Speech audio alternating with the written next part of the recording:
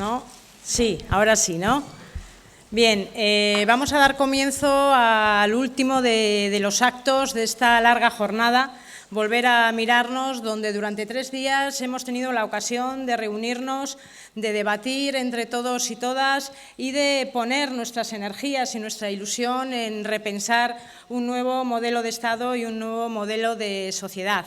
Bien, este último acto voy a estar acompañada de 2 personas que seguro que va a significar esa gran guinda al pastel de estas jornadas. En este caso estoy junto con, por un lado, me acompaña Javier Pérez Royo. Javier Pérez Royo, bueno, lo conocéis todos y todas, es catedrático de Derecho Constitucional, lleva muchísimos años en la docencia, en la investigación, publicando multitud de libros, de artículos y haciendo también de creador de pensamiento. En estos últimos tiempos quizás es de aquellos constitucionalistas que ha sabido poner el dedo en la llaga y hacer alusión a cuestiones que son realmente interesantes. Por otro lado, me acompaña nuestro secretario general, Pablo Iglesias, que seguramente nos ayudará a dar una visión de futuro, de cómo debemos avanzar y de cómo debemos repensar y poner, ¿no?, luz a ese proyecto de país que él lidera y al que vamos a llegar, seguro que sí. Bien, yo plantearía una serie de cuestiones, os plantearía una serie de cuestiones un poco relacionadas con las cuestiones y con los temas que han ido saliendo durante estos días.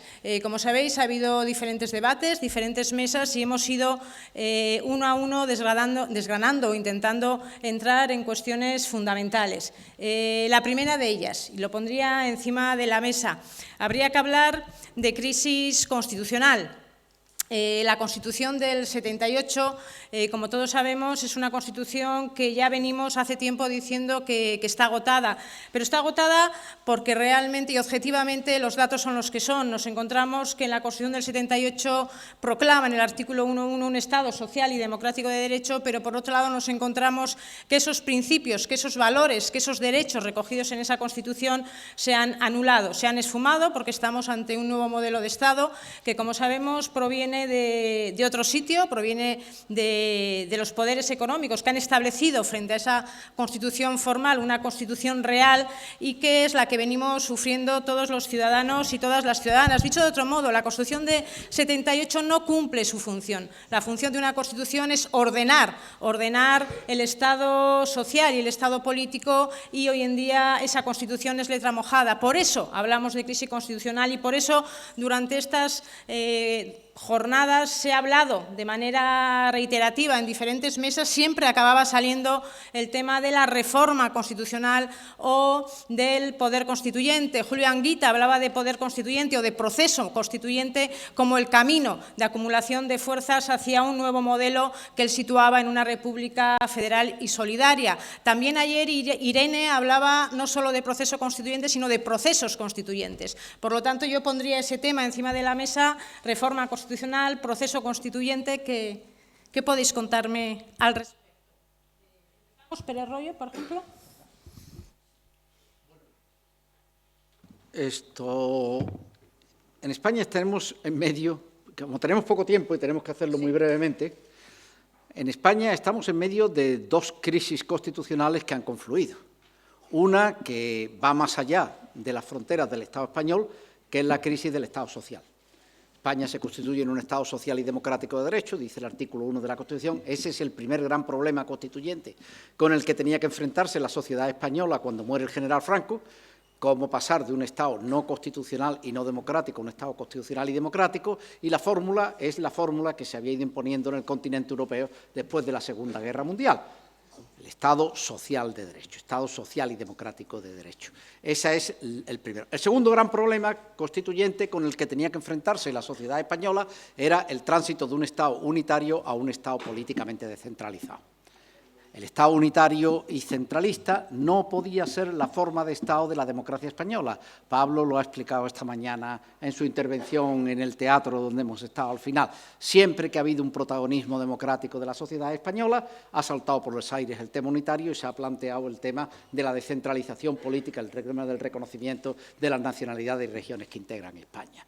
Por lo tanto, esos eran los dos grandes problemas constituyentes con los que tenía que enfrentarse la sociedad española. En la crisis del Estado social, la crisis no es española, la crisis es europea. La crisis va mucho más allá de las fronteras y prácticamente la crisis económica del 2008, 2007-2008, ha provocado un terremoto en todos los estados. En todos los estados. No hay ninguno que se haya librado. En Francia han concurrido a las elecciones presidenciales este año. Ninguno de los dos grandes partidos han estado presentes, como si aquí estuvieran Ciudadanos y Podemos algún día, ¿no? Pudiera ser los que compitieran, es lo que ha pasado en Francia, eso es lo que ha pasado en Francia. En Inglaterra ni digamos, Italia está como está, es decir, ahora ya está llegando el tema hasta Alemania, que era la que parecía que hasta ahora se había salvado de la cama. Bueno, entonces esa es una crisis, y luego nosotros tenemos la crisis del Estado de las autonomías, la crisis de la Constitución territorial, que esa es específica nuestra, y que es la confluencia de ambas lo que nos está planteando los quebraderos de cabeza que estamos teniendo ahora mismo y lo que dificulta extraordinariamente la respuesta. Porque tenemos el problema de la crisis territorial, el tema fundamentalmente que ahora mismo plantea Cataluña, pero que el País Vasco está ahí detrás también, y que puede plantearse en un tiempo no muy lejano, dependiendo de cómo vaya. Y ese se combina con el otro y ahí es donde nos encontramos con un problema de una magnitud verdaderamente extraordinaria, porque abordar el problema de la integración de Cataluña en el Estado dificulta extraordinariamente la formación de mayorías en el resto del Estado. Entonces se nos convierte en un problema. Hay que resolverlo. Yo en esto estoy con hazaña, cuando dije en el 32, en el debate del Estatuto de Autonomía, dicen que esto es muy difícil. Yo no sé si es fácil o difícil, pero la democracia española tiene que resolverlo. Bueno, pues esa es la situación en la que nos encontramos. Los dos problemas vienen juntos. Mejor hubiera sido que no vinieran juntos, pero han venido juntos. Y los hombres, decía Marx, hacemos la historia en condiciones independientes de nuestra voluntad. Y aquí las tenemos.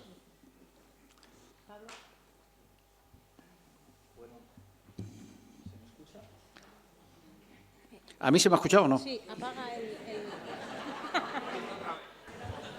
Ahora sí, ¿verdad?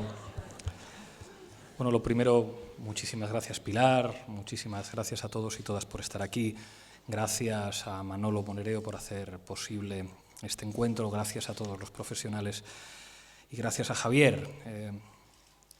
Hay veces en los que en actos de este tipo hay que elogiar protocolariamente a aquellos compañeros con los que compartes mesa.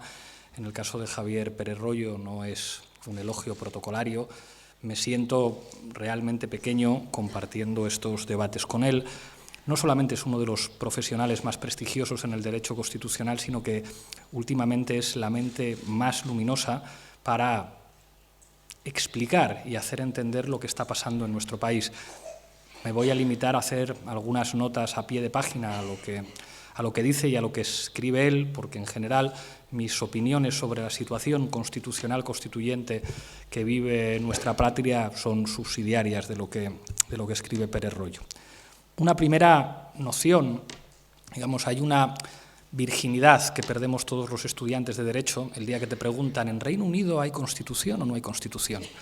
Entonces dudas y hay quien dice, no hay un texto escrito como el que tenemos en España, como la Ley Fundamental de Bonn, como la Constitución italiana del 48, y después de unas cuantas clases descubres que sí, claro que hay una Constitución, aunque no sea una Constitución escrita, hay una Constitución material, que es una expresión jurídica no necesariamente escrita de la correlación de fuerza o de las correlaciones de fuerzas. Y entonces descubres de verdad que es una Constitución y descubres que el debate en España no es un debate sobre el texto del 78, sino sobre las bases constitutivas, las bases políticas constitutivas de un sistema político concreto, de un régimen político concreto.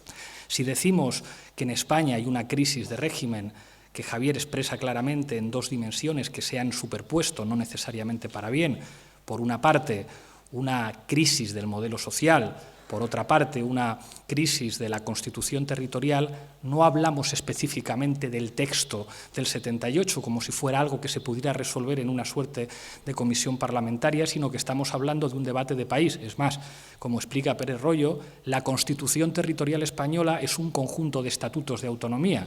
Hay un artículo muy famoso de un egregio constitucionalista, Cruz Villalón, que hablaba del jurista persa.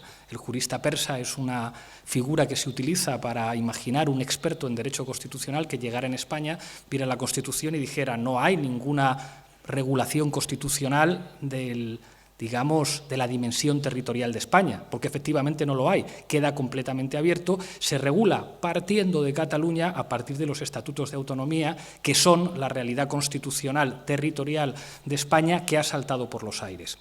Este saltar por los aires de las dos dimensiones, insisto, no es un debate sobre documentos escritos, es un debate sobre relaciones de poder y fundamentalmente sobre compromisos y sobre acuerdos. La primera dimensión, que es la dimensión social. La Constitución española, el texto del 78, a pesar de que se redacta en las condiciones políticas posibles de la transición, que aunque, tiene muchos fervientes entusiastas, no son las condiciones más democráticas. Una negociación entre demócratas que estaban en las cárceles y viejas élites de la dictadura, pues no es, como el terreno ideal para construir un documento o un contrato. Pero a pesar de eso, el documento que se negocia, a pesar de algunos de los artículos que tienen mucho que ver con el peso del ejército español en aquel momento, es una Constitución que se inscribe en la tradición de las constituciones europeas de posguerra, como la Constitución italiana, como la Ley Fundamental de Bonn, que tienen de alguna manera que ver con la victoria del antifascismo en la Segunda Guerra Mundial y con, un pacto que tiene que ver con los derechos sociales. Las condiciones de posibilidad política del éxito tanto de la socialdemocracia en Europa occidental como de los democristianos que compartían consensos sociales en términos de mejora de las condiciones de vida de las clases asalariadas que se tienen que constitucionalizar en forma de derechos sociales.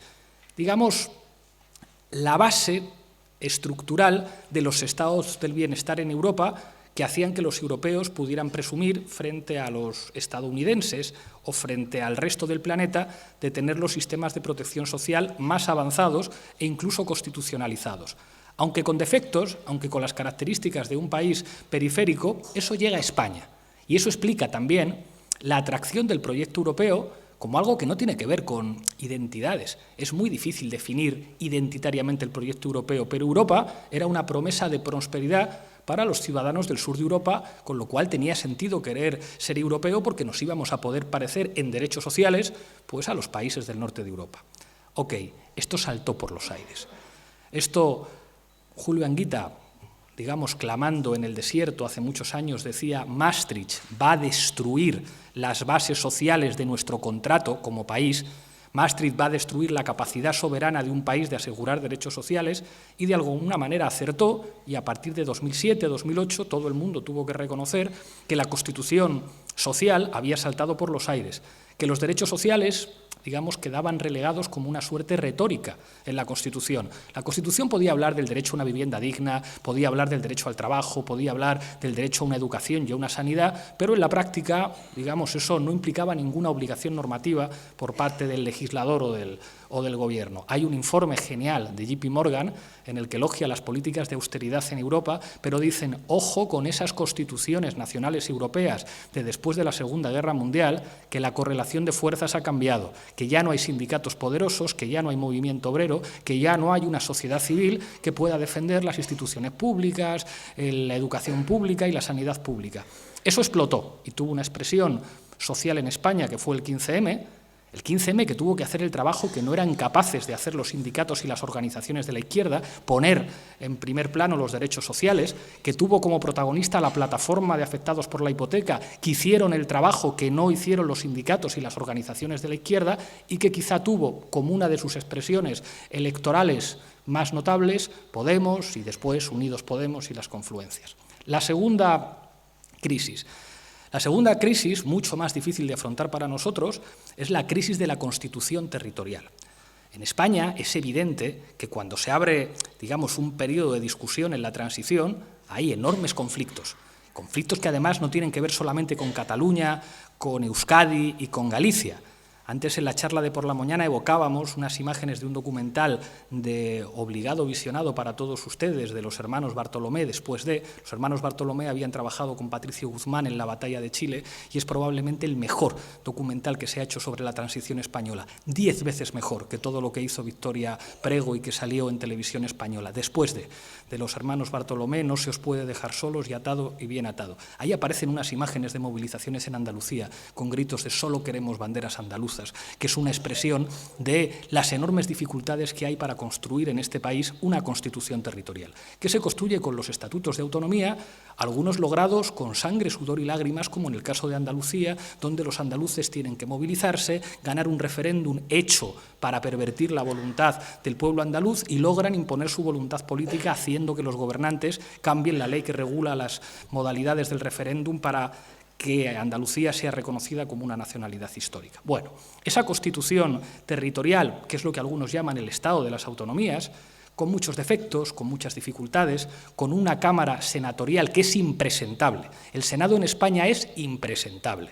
El Senado, que debía ser una Cámara de representación territorial, digamos, a imagen y semejanza del Bundesrat alemán, representa a las provincias y hace que tenga mayoría absoluta un partido político que apenas alcanza el 30% de los votos y que además sus funciones simbólicas solamente tienen dos funciones reales. Una, evitar cualquier reforma constitucional que venga del Congreso de los Diputados y dos, acabar con las competencias autonómicas de un territorio. Es decir, la Cámara teóricamente de representación territorial es la que puede dejar sin competencias a un territorio, que es lo que ha ocurrido con la aplicación del 155, que, como dice Pérez Royo, inaugura un estado de excepción autonómico. Por cierto, una aplicación de dudosa constitucionalidad.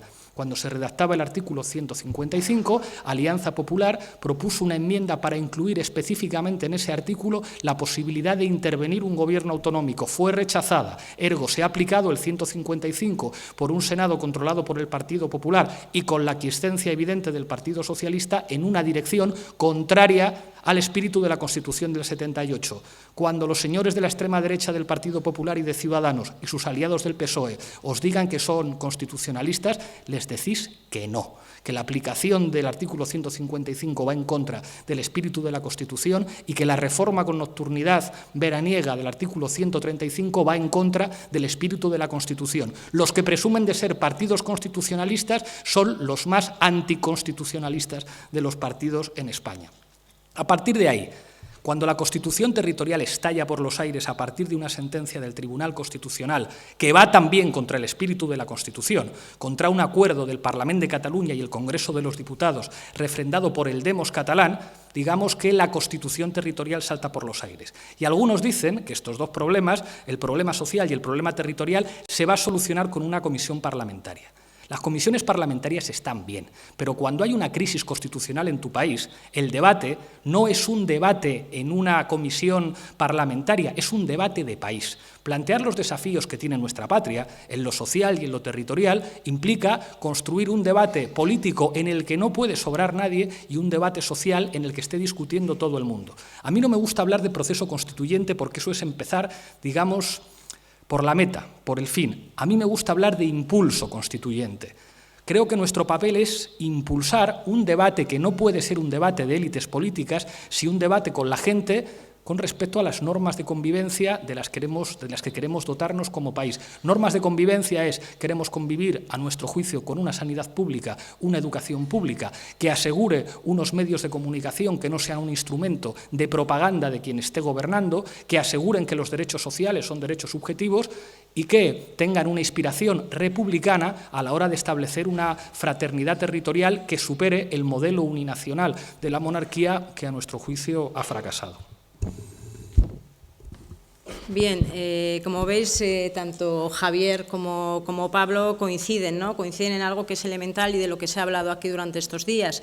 Crisis de la Constitución del 78, que tiene dos focos importantes, la crisis social por un lado y la crisis territorial. Luego volveremos quizás sobre ello, estamos haciendo un poco el diagnóstico. A mí no me gustaría pasar por alto uno de los elementos que también ha salido aquí, que el profesor Javier Pérez Royo habló de él, y es el principio monárquico, el papel de la monarquía. Todos sabemos el papel de la monarquía en la transición hacia el sistema democrático, el papel en la configuración, incluso en los contenidos, a través de la Ley de Reforma Política de Torcuato Fernández Miranda, de cómo debía ser ese nuevo modelo de Estado, y también durante esos 40 años ha servido de alguna manera no solo como símbolo de unidad y de permanencia del Estado, sino que en cierta manera ha estado pues sosteniendo de alguna manera esas élites económicas, esos negocios, esas corruptelas. Bien, llegados a este momento, ¿creéis que el papel del monarca, la institución de la corona, el hecho de que se consolide, el hecho de que se debilite, nos puede favorecer o puede entorpecer el camino hacia un nuevo modelo? ¿Qué papel creéis que juega? ¿O es algo que realmente tiene escasa importancia? Vamos a ver. Yo voy a proponer que hagáis un ejercicio mental. Situaros ahora mismo la muerte de Franco, en el momento en el que se inicia la transición. ¿Qué constitución habríamos tenido si no llega a morir Franco como murió, en la cama, y si no llega a estar ya un jefe del Estado, un monarca, que dirige el proceso, que consigue que se le proponga por el Consejo de Estado una terna, y en la terna va el personaje que él quiere que sea, con que va al final, pero él lo pone, y ahí se inicia todo el proceso de construcción de lo que ha sido la Constitución. Dice, ¿qué Constitución habríamos tenido si hubiera sido distinto? Si el proceso no hubiera sido este. Entonces, hay muchas cosas en la Constitución que serían prácticamente las mismas. El título primero de los derechos fundamentales, habría algunas diferencias, una cosa esta, pero en fin, en el momento en el que nos encontrábamos, ese título hubiera sido el mismo. El título relativo al Poder Judicial, la fórmula parlamentaria de gobierno, hubiera sido más o menos la misma. El título relativo al Poder Judicial hubiera sido más o menos el mismo. Esto viene de la Ley del Poder Judicial, orgánica del Poder Judicial de 1870, del sexenio revolucionario. Hubiéramos tenido un Tribunal Constitucional más o menos como el que tenemos, alguna diferencia, posiblemente todo de extracción parlamentaria. Hubiéramos tenido un título 10º de reforma de la Constitución que sería más o menos el mismo.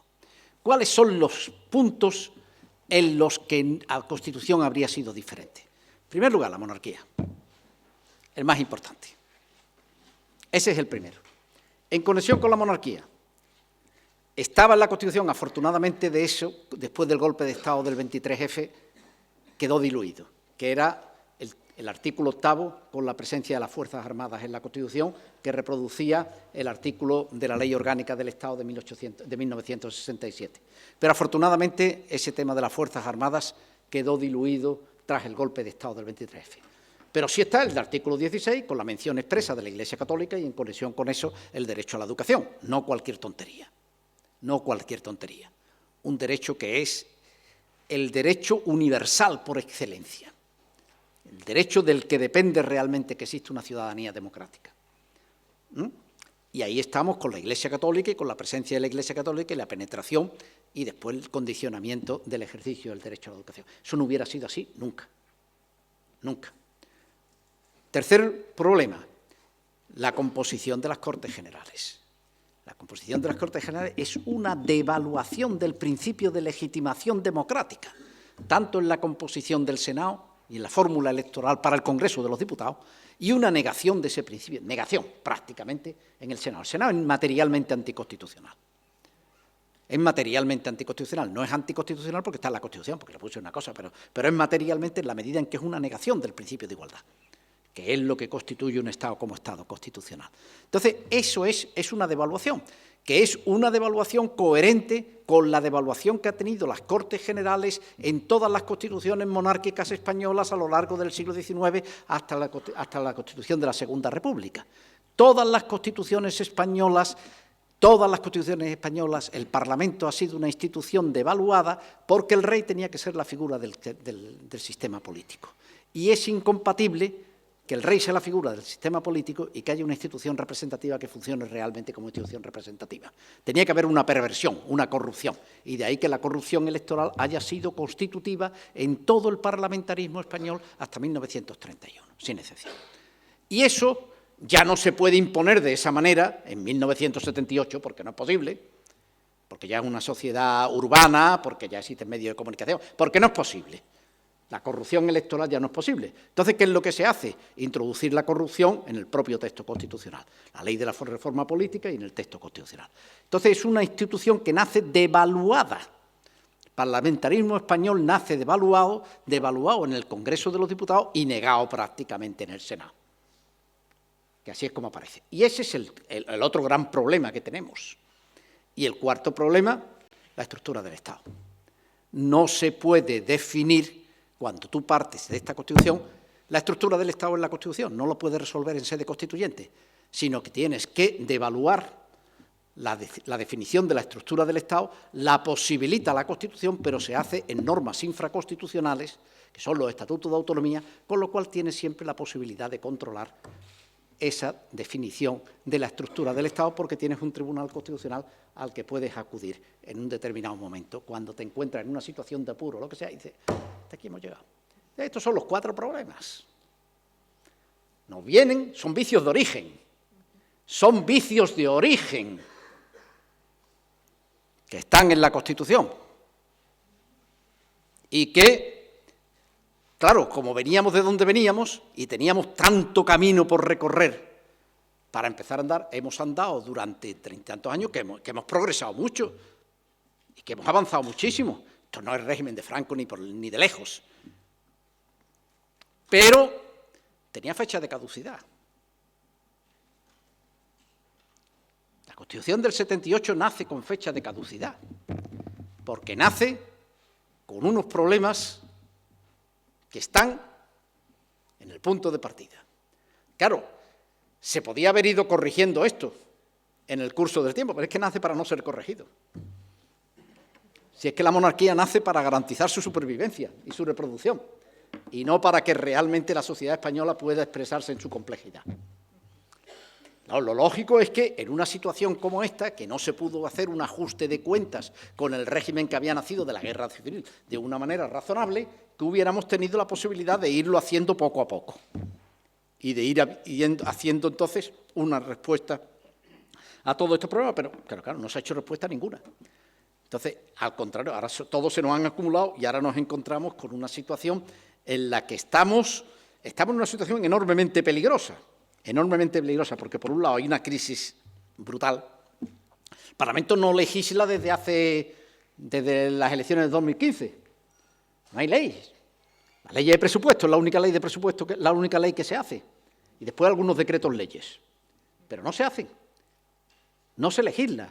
Todas las instituciones están ahora mismo en una situación bastante poco coherente con incluso la propia definición de las mismas en el texto constitucional.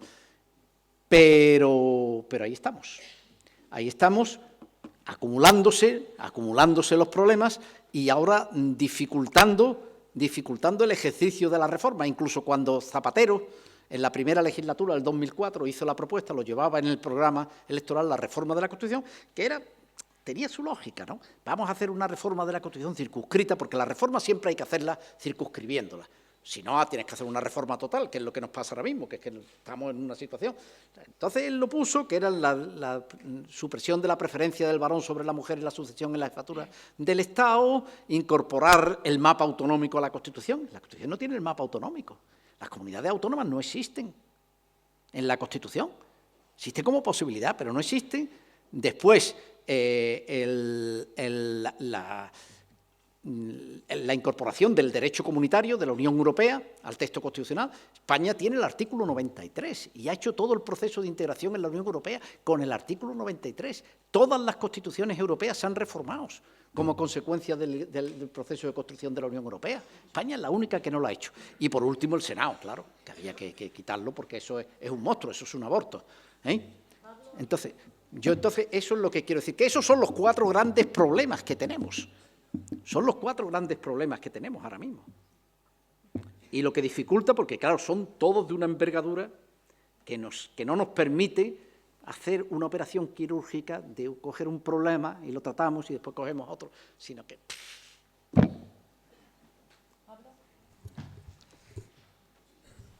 La monarquía. Es un tema del que cada vez que hablo las cámaras apuntan, sobre todo desde que Lucía Méndez escribió un artículo contando que en la Casa Real estaban muy preocupados porque criticamos al rey. No criticamos al rey, criticamos la institución monárquica en un momento histórico muy preciso. A mí el rey no me cae mal. O sea, de hecho, si imagino a Albert Rivera, a Pablo Casado y a Felipe de Borbón, veo 3 personas de derechas y el que mejor me cae con diferencia es Felipe de Borbón. No es un problema...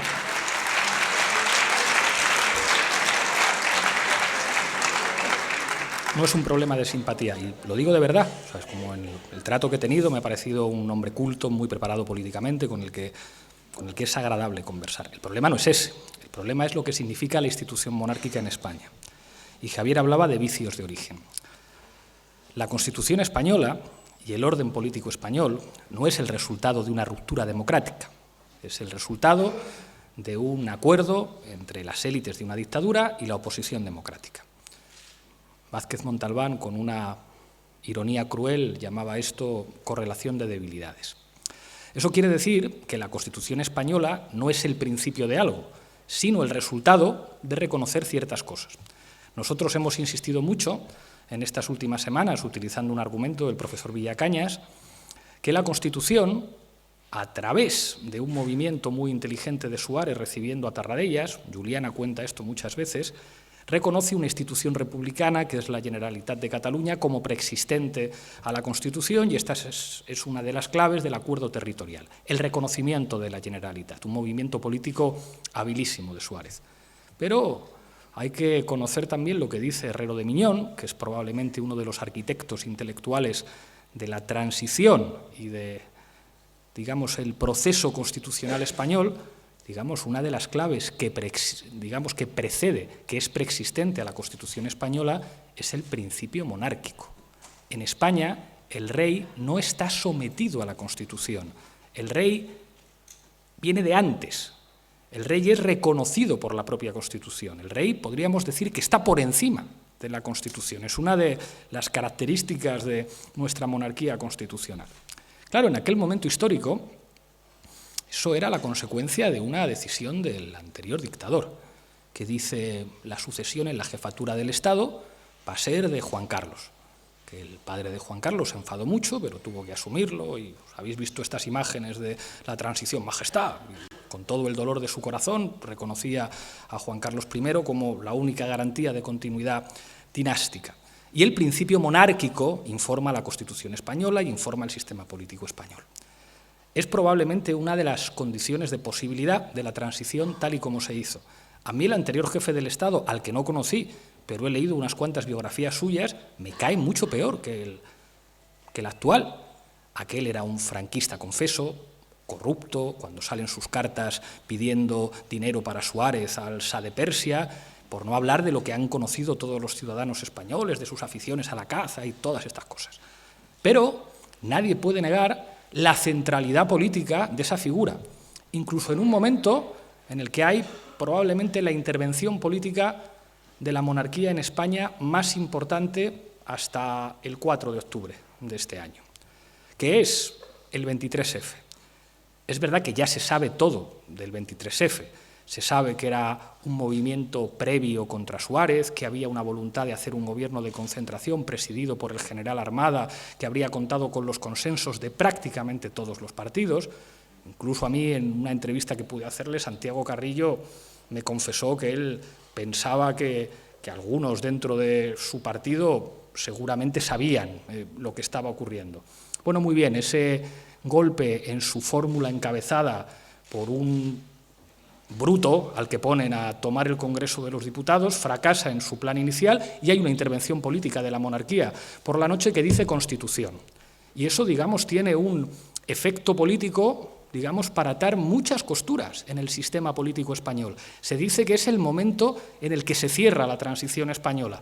Se cierra también el proceso de construcción autonómica, pero, digamos, es simbólicamente el momento de cierre de la transición, que después se verá consolidado con la victoria arrolladora del Partido Socialista de Felipe González y Alfonso Guerra en 1982. Y, por lo tanto, podemos decir que, por muy mal que nos pueda caer, había una monarquía en España con un papel político incuestionable, gustara o no gustara, un papel político incuestionable. La pregunta es, cuando se ha abierto el melón territorial y el melón social, ¿cuál es el papel de la monarquía?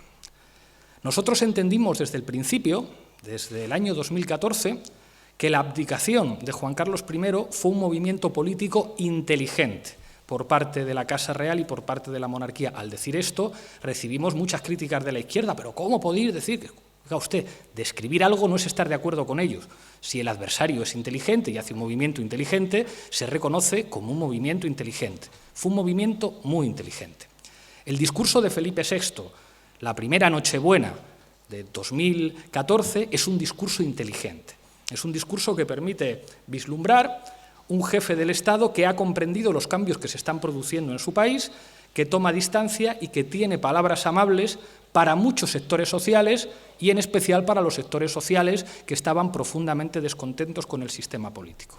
A partir de ahí, yo no sé qué pasa en Casa Real, si cambian de asesores o si cambian de posición, la Casa Real empieza a girar y empieza a manejar un discurso diferente que se empieza a expresar, digamos, en los siguientes discursos de Navidad. Son discursos mucho más de derechas, mucho más, digamos, que provocan el rechazo de cada vez más formaciones políticas.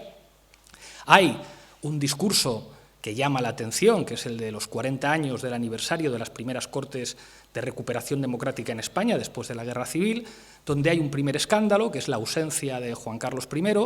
La derecha empieza a arremeter contra Felipe VI, ¿cómo es posible que no hayan llevado a Juan Carlos I y no sé qué? Y nosotros decimos, mire usted, ha hecho un discurso en el que ha citado mal a Machado, ha hecho un discurso en el que ha planteado una suerte de equidistancia entre los valedores de la dictadura y la oposición democrática al fascismo en España. Ha hecho un discurso muy conservador, un discurso de derechas, que no representa a la mayoría de los ciudadanos españoles y que es impropio de una figura simbólica. La propia presidenta del Congreso de los Diputados, Ana Pastor, que es del PP, hizo un discurso más inteligente, un discurso al equiparar a Tarradellas con los padres de la Constitución, un discurso incluso inteligente hacia la izquierda, en el que, por supuesto, menciona a Carrillo. Yo miré entonces a Alberto Garzón no aplaudía, pero la presidenta, que es muy lista, menciona la presidencia de edad de Dolores Ibárruri y de Alberti, y entonces Alberto Garzón sí que tiene que aplaudir, y todos aplaudimos, por supuesto, y la presidenta demuestra la cintura de alguien que es capaz de hacer un discurso inclusivo.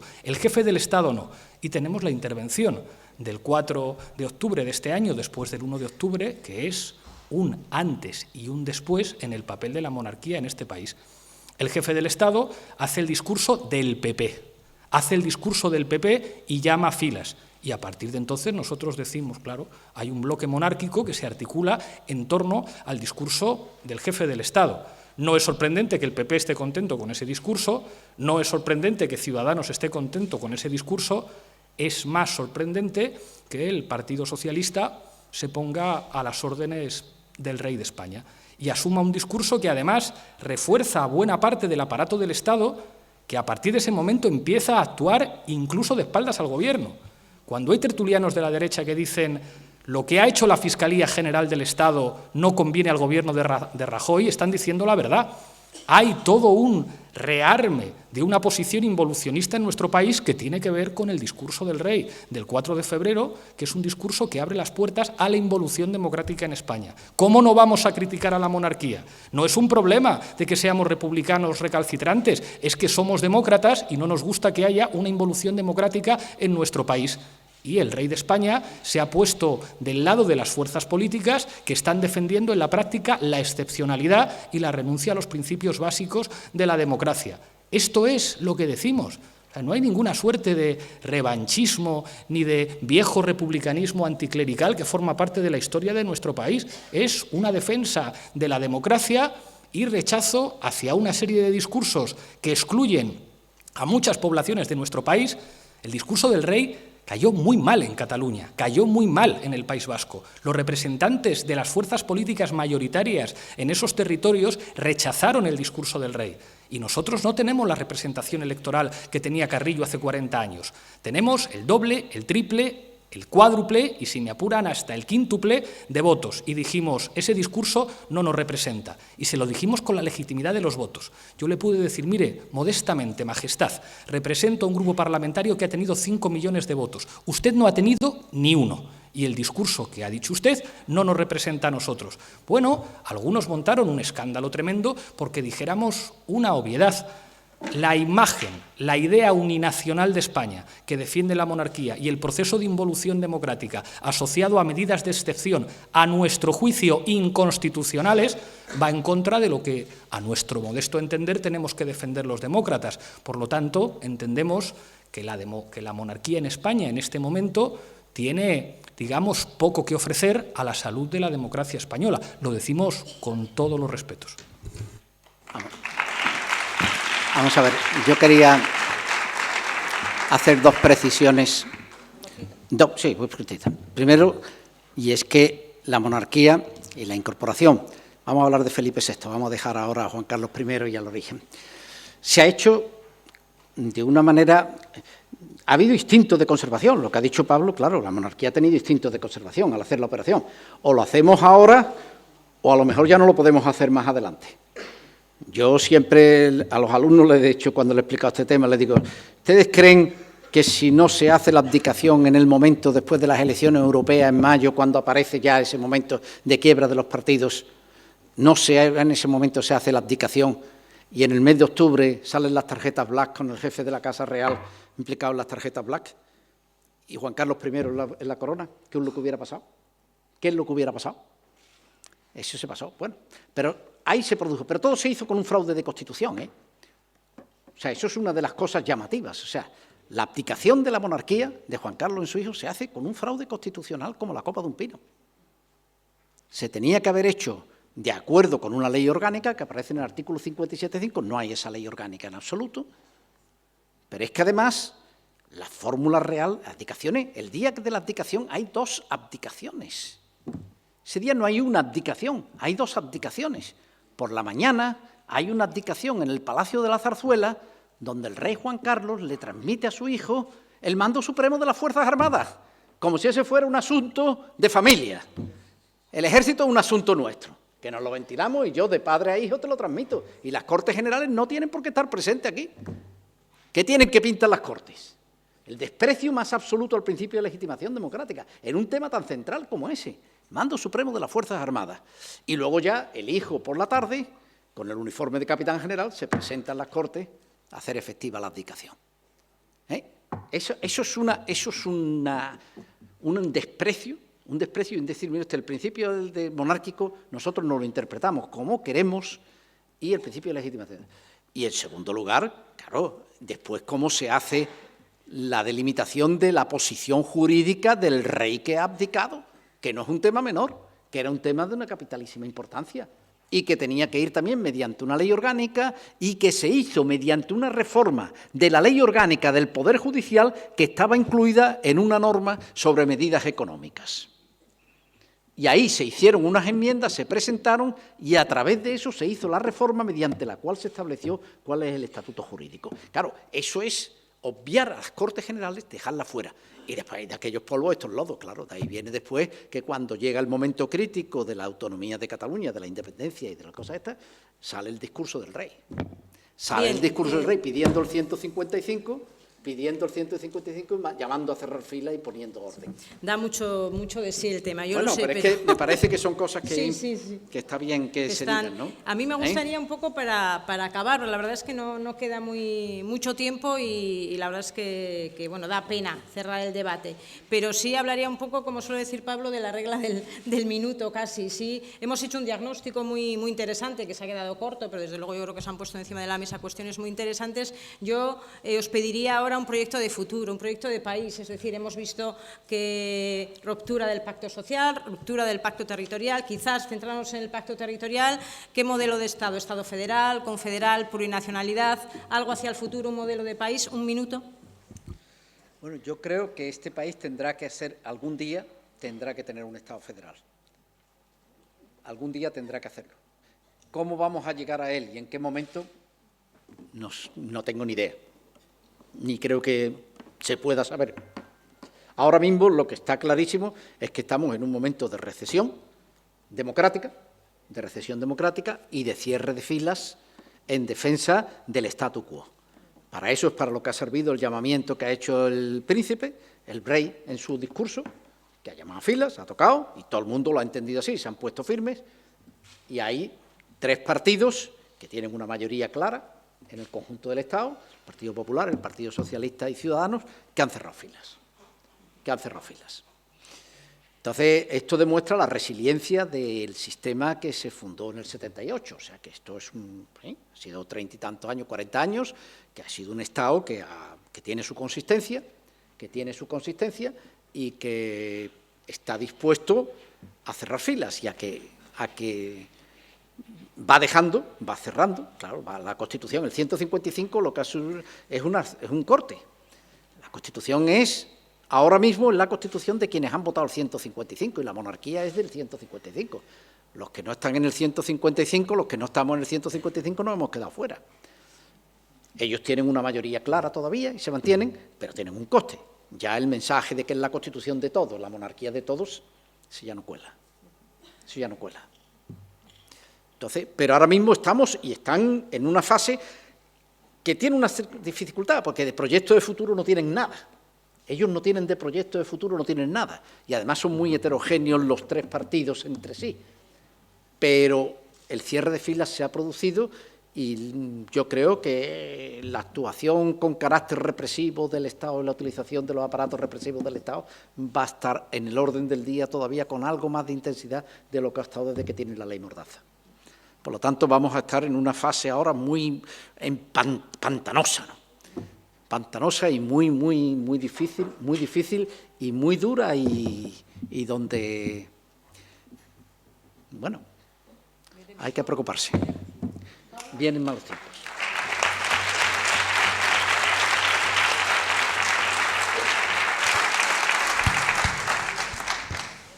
A toda velocidad, un reto urgente de partidos, 3 retos de país y un marco que establece las condiciones de posibilidad de los retos de país. El reto urgente de los partidos sería, a mi juicio, una reforma del sistema electoral, que se puede hacer sin tocar la Constitución, acercándonos al principio de un ciudadano, un voto. Creo que podríamos construir una mayoría parlamentaria suficiente para hacer más proporcional el sistema electoral español y creo que eso sería, digamos, una medida democrática que contaría con un amplio respaldo ciudadano. Hagamos que el sistema electoral español se acerque más al principio constitucional de la proporcionalidad. La Constitución española dice que el sistema electoral debe ser proporcional. Después, estableciendo la circunscripción provincial y la fórmula DON, se consiguió tener un sistema electoral que tiene efectos muy mayoritarios, en particular en las circunscripciones provinciales menos pobladas, lo cual se hizo además y se diseñó en el año 77 para, digamos, evitar que que las fuerzas políticas progresistas pudieran tener la mayoría que les correspondería proporcionalmente, y yo creo que en el año 2017, digamos 40 años después, tendría sentido adaptar, hacer empujar el sistema electoral español a que fuera más proporcional. Y eso, digamos, con el acuerdo de 3 partidos políticos, que además los 3, digamos, veríamos representaciones más proporcionales a nuestros resultados, sería posible. Creo que esto es una cuestión urgente, es ya un consenso social y solamente hace falta la voluntad de los partidos. Hay 3 retos de país que no lo resuelve una comisión parlamentaria, que es un reto democrático que tiene que ver con la independencia de la justicia y con las garantías frente a la corrupción, y eso es un debate de país que tiene un carácter constituyente.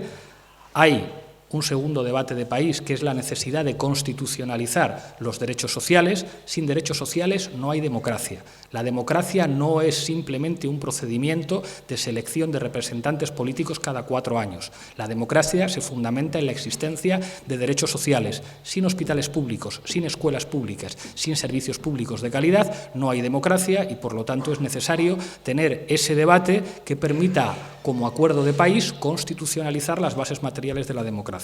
Y, en tercer lugar, pues digamos, la necesaria solución territorial, que a mi juicio tiene que ser un debate en el que es fundamental no partir de apriorismos, pero que calculo que solamente podrá ser viable si vamos en una dirección federal o confederal, que se adapte a la propia realidad diversa de nuestra patria. El marco, y con esto termino, las condiciones de posibilidad de estos 3 debates de país tienen que ver con Europa.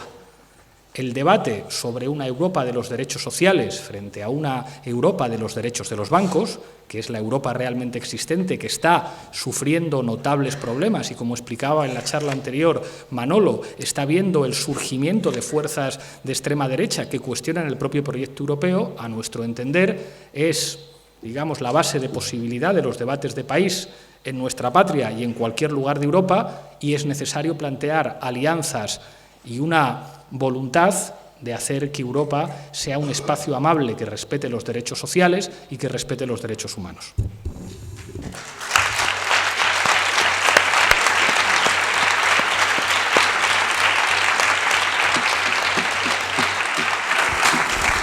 Bien, nos hemos quedado sin tiempo. Volver a agradecer a Pablo, a Javier Pérez-Royo la presencia, sus palabras, y a todos vosotros y a todas vosotras vuestra participación. Espero que estas jornadas nos sirvan para empezar a construir un país y una sociedad nueva. Gracias a todos. Muy bien.